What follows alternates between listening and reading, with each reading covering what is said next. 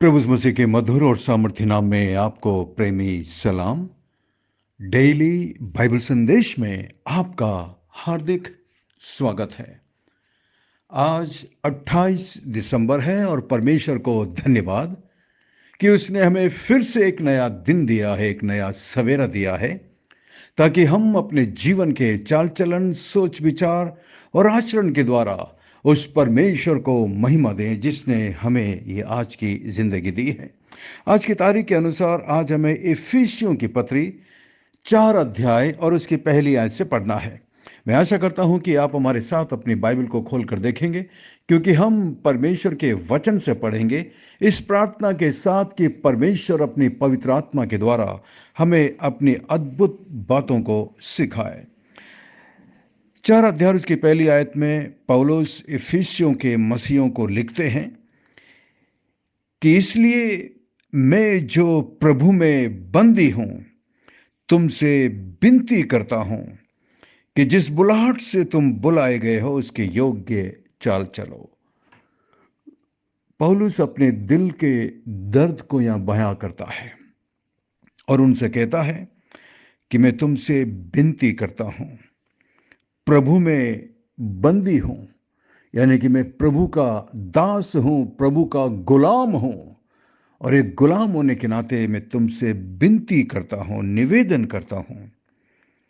कितनी अद्भुत तरीका है पौलुस का विश्वासियों से बात करने का। वो अपने आप को इतना नम्र और दीन करता है, इतना झुका लेता है कि वो अपने आप को बंदी कहता है। भले ही रोम के अधिकारियों ने उसे बंदी बनाकर रखा है, उसे गुलाम बनाकर रखा है, लेकिन उसके लिए ये कोई बड़ी बात नहीं है।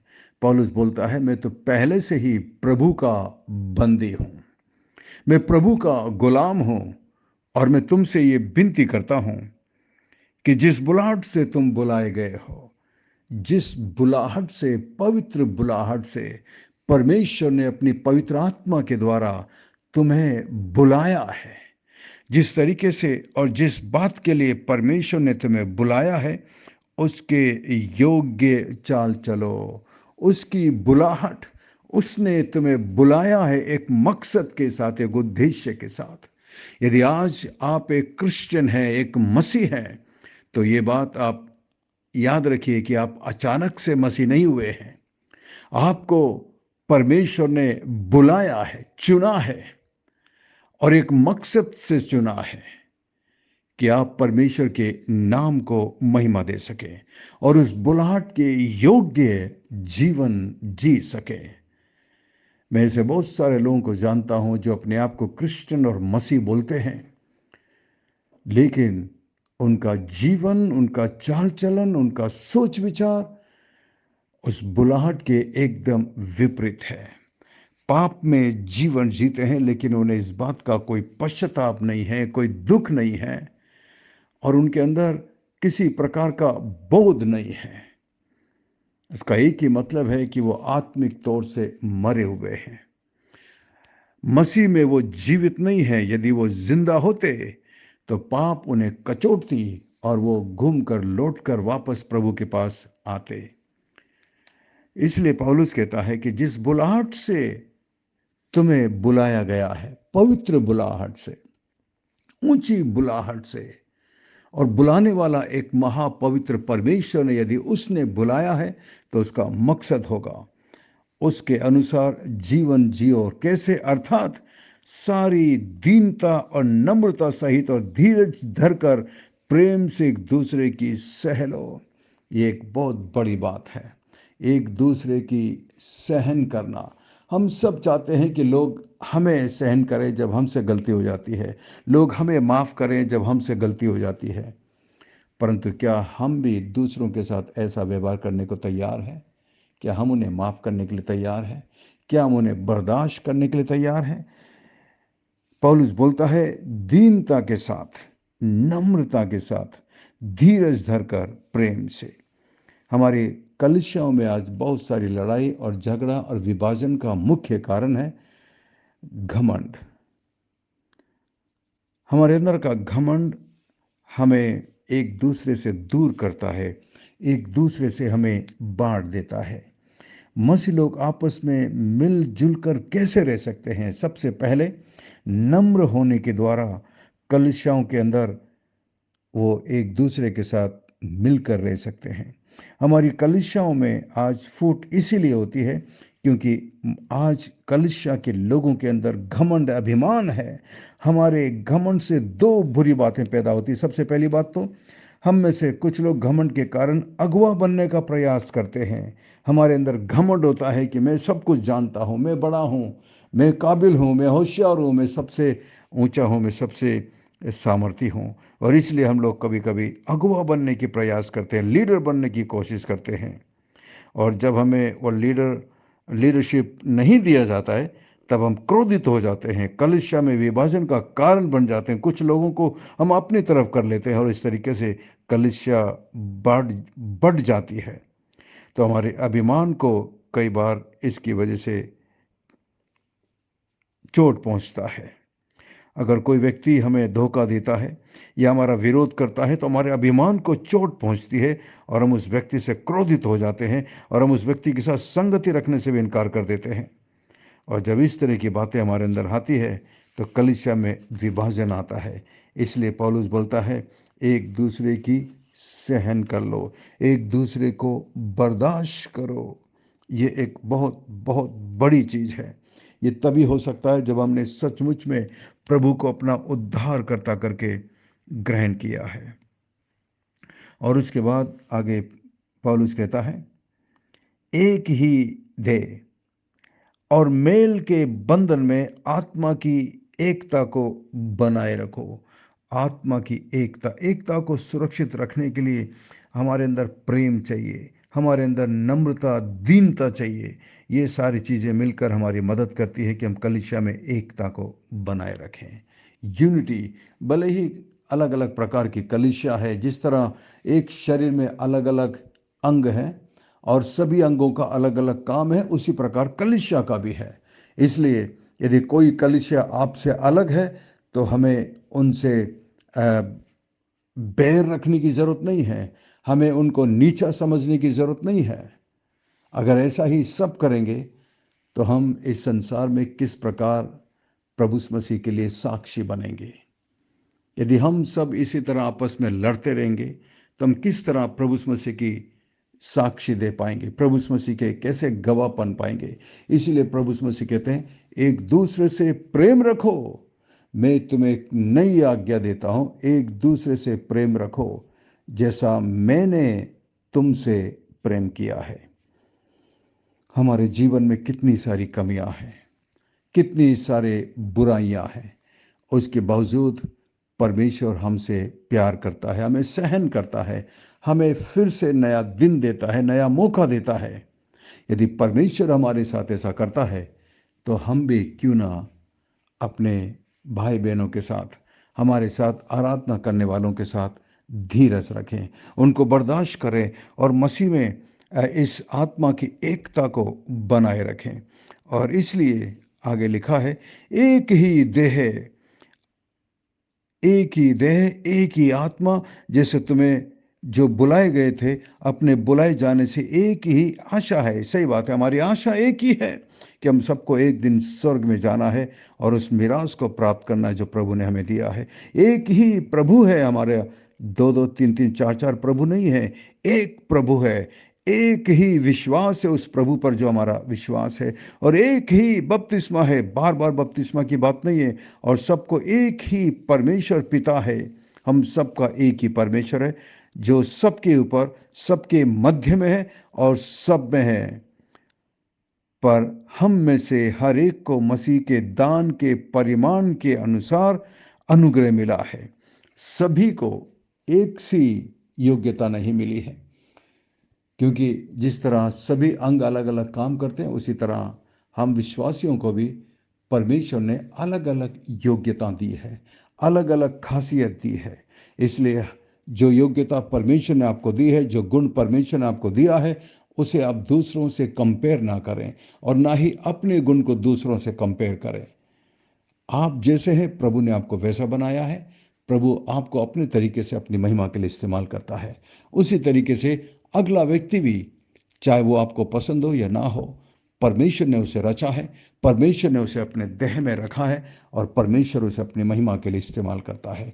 इसलिए कलीसिया के अंदर एकता, कलीसिया के अंदर नम्रता को बनाए रखना हम में से प्रत्येक की जिम्मेदारी है। क्योंकि यदि आप एक दूसरे के लिए नफरत रखकर प्रार्थना करोगे, परमेश्वर हमारी प्रार्थना को कभी नहीं सुन सकता।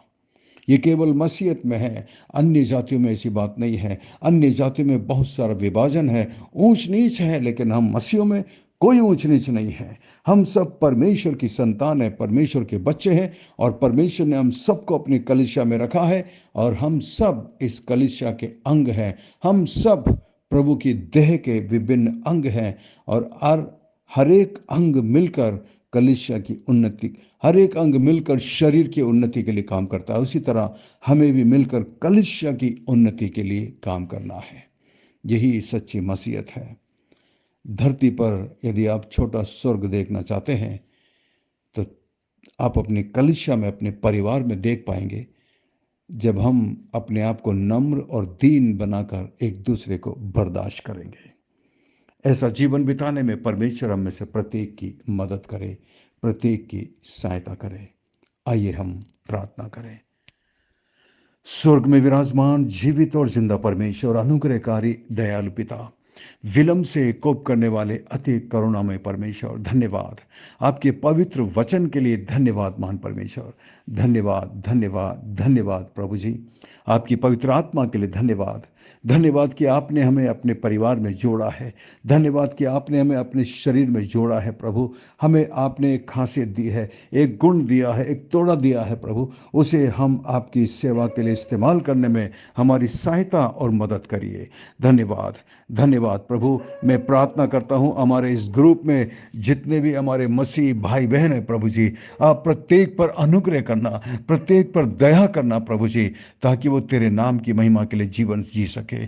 प्रभु मैं प्रार्थना करता हूं विशेष करके आंटी प्रेमला के लिए प्रभु जी, आंटी गीता के लिए मैं प्रार्थना करता हूं प्रभु जी। मैं प्रार्थना करता हूं मान परमेश्वर आंटी आशा के लिए प्रभु जी, आप इन पर अपनी अनुग्रह, अपनी कृपा बनाए रखना मान परमेश्वर। मैं प्रार्थना करता हूं ब्रदर गैरी के लिए मान परमेश्वर, सिस्टर मैगी के लिए मैं प्रार्थना करता हूं, उनके परिवार के लिए, उनके बच्चों के लिए प्रभु जी। प्रत्येक पर अपनी दया, अपनी कृपा, अपना अनुग्रह बनाए रखना मान परमेश्वर। धन्यवाद धन्यवाद धन्यवाद महान परमेश्वर।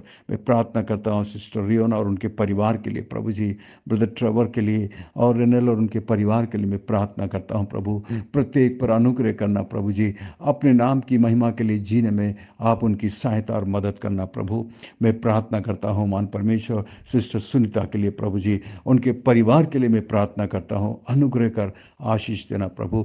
सिस्टर एंडीरा के लिए मैं प्रार्थना करता हूँ, उनके प्रेम के लिए धन्यवाद प्रभु जी। जिस तरीके से प्रभु जी वो तेरे लोगों से प्यार करती है प्रभु, तेरे लोगों की परवाह करती है, आपकी सेवकाई की परवाह करती है प्रभु जी, और सपोर्ट और मदद करती है प्रभु, उसका प्रतिफल आप उन्हें जरूर देना मान परमेश्वर। मैं प्रार्थना करता हूँ प्रभु सिस्टर रोजलिन के लिए प्रभु जी, इस सर्दी के मौसम में प्रभु जो तकलीफ उनके साथ है प्रभु, आप सब कुछ जानते हैं।